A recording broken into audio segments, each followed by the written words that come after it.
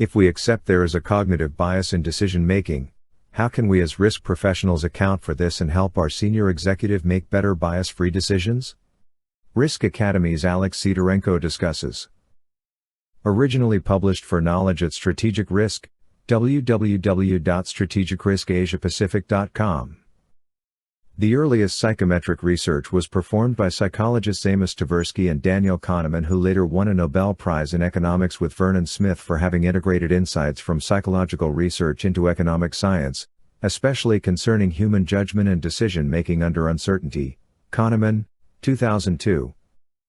They performed a series of gambling experiments to understand how people evaluated probabilities. Their major finding was that people use a number of heuristics to evaluate information. These heuristics are usually useful shortcuts for thinking but may lead to inaccurate judgments in complex business situations of high uncertainty, in which case they become cognitive biases. 15 years later, these findings would become hugely significant to the risk practitioners across the world. Which raises a question: why did it take so long? Source implications for risk practitioners. The significant role risk perception and research into cognitive biases play in risk management have finally been acknowledged by both ISO 31000:2018 and COSO ERM 2017. Some of the implications include: decision makers tend to miss significant risks, professional deformation only seeing familiar risks, overconfidence refusing to consider negative scenarios, post-purchase rationalization refusing to accept new information, confirmation bias filtering information according to own beliefs, normalcy bias refusing to view alternatives, and many others. People tend to miss important risks both individually and as a group. Additional biases like groupthink affect the ability of risk managers to get meaningful risk information during workshops.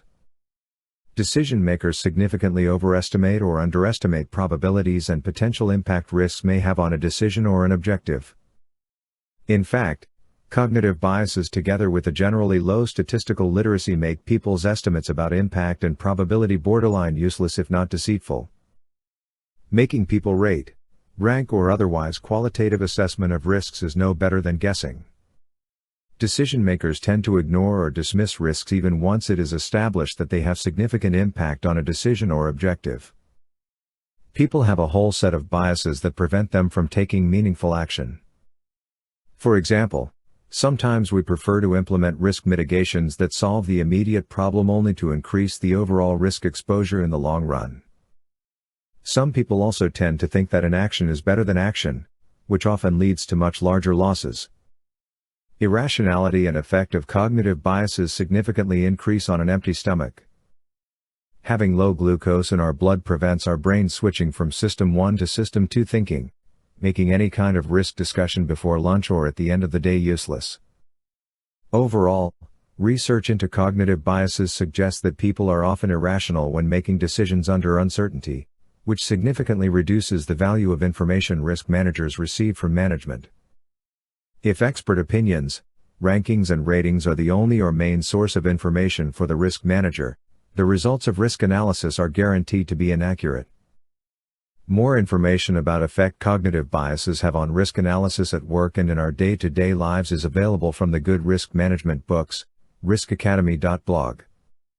Recommended solutions: apparently, small doses of electricity applied to Wernicke's area of our brain significantly reduces the effect of cognitive biases on our decision-making. Okay, that's obviously a joke. I mean, the research is real, but it's highly unlikely we will be allowed to electrocute people before risk workshops, so here are some real solutions. Stop using risk management techniques that primarily rely on human input. Ranking risks in terms of likelihood, consequence, velocity, viscosity, and whatever else your external auditor will come up with next. Mapping risks on a risk matrix and the similar are guaranteed to produce inaccurate and misleading results, so don't use them for any significant decision.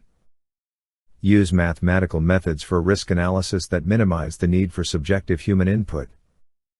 One way to overcome cognitive biases is to use scenario analysis or simulations when performing risk analysis, instead of traditional qualitative assessments.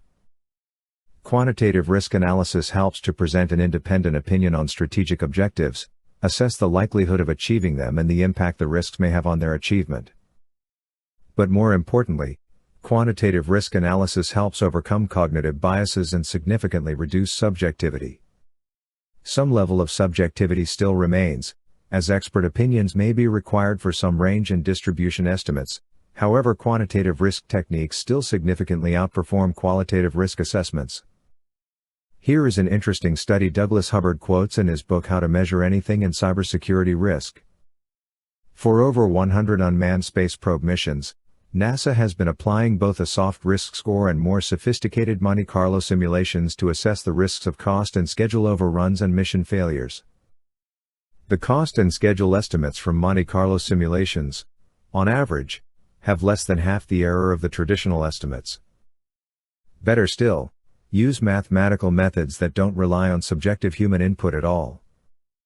Mark Powell, an expert in mathematical risk analysis methods, says, "In maths, we use models for risk analysis, but almost always there are terms or variables for which we just do not know what number to use. Most people guess these numbers and hope for the best. Instead, there are three methods that can be used to develop an uncertainty model for these numbers that maximize objectivity and eliminate subjective human input in our risk analysis. These methods are to find the uncertainty model that minimizes the Fisher information, the measure of how much information the model adds to our risk analysis. Jeffries, 1939. Find the model that maximizes the information entropy. Entropy is a measure of disorder, i.e., the amount of disorder added to our risk analysis. Lindley and Savage, 1971. And to find the model that maximizes the expected value of perfect information, the less information the model adds to risk analysis, the larger the FP. Bernardo and Smith, 1995. Fortunately, all three of these diverse approaches give us the same objective uncertainty model for the same problem. Also, fortunately, these objective models have all been tabulated in textbooks for many risk problems we are likely to encounter, so we don't have to do all the math by hand. I agree with Mark and highly recommend risk managers look into these. If you ever have to use management input/guesses, calibrate them before asking for information and provide plenty of sugar. More information on management calibration for the purposes of risk analysis is provided in Douglas Hubbard's books. More information on the effect sugar has on our ability to make decisions under uncertainty is provided in Daniel Kahneman's and Gert Gigerenz's books. Probably the hardest recommendation of all: change the decision-making process. Consider applying the decision quality framework developed by Professor Howard Rafa of Harvard University and Professor Ronald A. Howard of Stanford University and made popular by Carl Spetzler in his book Decision Quality. Mark Powell added a few more ideas. Risk managers can only deal with the cognitive biases for the decisions they make. They cannot overcome any in an executive to which they present. A company can train their decision makers to recognize a wide variety of decision pitfalls. Cognitive biases are but a subset of all the possible decision pitfalls. Risk managers then stand a chance of recognizing them in their own decisions. A company can set up a decision review panel, or have mentors assigned to decision makers. Risk managers shouldn't use methods that encourage bad decision making. The history of risk perception. The study of risk perception originated from the fact that experts and laypeople often disagreed about the riskiness of various technologies and natural hazards. The mid-1960s experienced the rapid rise of nuclear technologies and the promise for clean and safe energy. However, public perception shifted against this new technology. Fears of both longitudinal dangers to the environment and immediate disasters creating radioactive wastelands turned the public against this new technology. The scientific and governmental communities asked why public perception was against the use of nuclear energy in spite of the fact that all the scientific experts were declaring how safe it really was. The problem, as perceived by the experts, was a difference between scientific facts and an exaggerated public perception of the dangers. Douglas, 1985. Researchers tried to understand how people process information and make decisions under uncertainty. Early findings indicated that people use cognitive heuristics in sorting and simplifying information, which leads to biases in comprehension. Later findings identified numerous factors responsible for influencing individual perceptions of risk, which included dread, newness, stigma, and other factors. Tversky and Kahneman, 1974. Research also detected that risk perceptions are influenced by the emotional state of the perceiver. Bodenhausen, 1993. According to valence theory, positive emotions lead to optimistic risk perceptions whereas negative emotions incite a more pessimistic view of risk. Lerner, 2000. A bit of warning about cognitive biases. Besides the cognitive biases inherent in how people think and behave under uncertainty, there are more pragmatic factors that influence the way we make decisions, including poor motivation and remuneration structures, conflict of interest, ethics, corruption, poor compliance regimes, lack of internal controls and so on. All of this makes any type of significant decision making based on purely expert opinions and perceptions highly subjective and unreliable. Cognitive biases themselves are not set in stone. When scientists tried to replicate many of the tests performed by researchers in 1970s, they found inconclusive or even contradictory findings, arguing that some findings related to cognitive biases we know today may be inaccurate or exaggerated. A recent critical review of loss aversion, one of the most significant contribution of psychology to behavioral economics according to Kahneman, by D. Gall and D. Rucker of Northwestern University, published in the Journal of Consumer Psychology, loss aversion is potentially a fallacy. According to the authors, there is no general cognitive bias that leads people to avoid losses more vigorously than to pursue gains. Contrary to claims based on loss aversion, price increases, i.e., losses for consumers, do not impact consumer behavior more than price decreases, i.e., gains for consumers. Messages that frame an appeal in terms of a loss, for example, "You will lose out by not buying our product," are no more persuasive than messages that frame an appeal in terms of a gain, for example, "You will gain by buying our product." Is this study beginning of the end of cognitive biases, or will this study itself be found inconclusive in 5 years' time? Only time will tell. I can only vouch for myself. Understanding and using cognitive biases explained a lot in my role as the head of risk at one of the large sovereign funds and made my job much easier. Another famous risk practitioner and author, Nassim Nicholas Taleb, when I met him in New York in June 2018, argued that cognitive biases may explain individual behaviors under sometimes sterile conditions.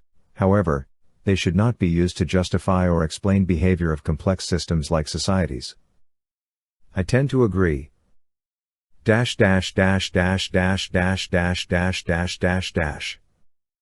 Risk Academy offers decision-making and risk management training and consulting services. Our corporate risk management training programs are specifically designed to promote risk-based decision-making and integrating risk management into business processes. Risk managers all over the world call us in to help sell idea of integrating risk analysis into decision-making and using quantitative risk analysis techniques. Check out most popular course for decision makers, riskacademy.blog, or our dedicated programs to help risk managers learn the foundations of quant risk analysis, riskacademy.blog. We can also help audit risk management effectiveness or develop a roadmap for risk management integration into decision making, riskacademy.blog.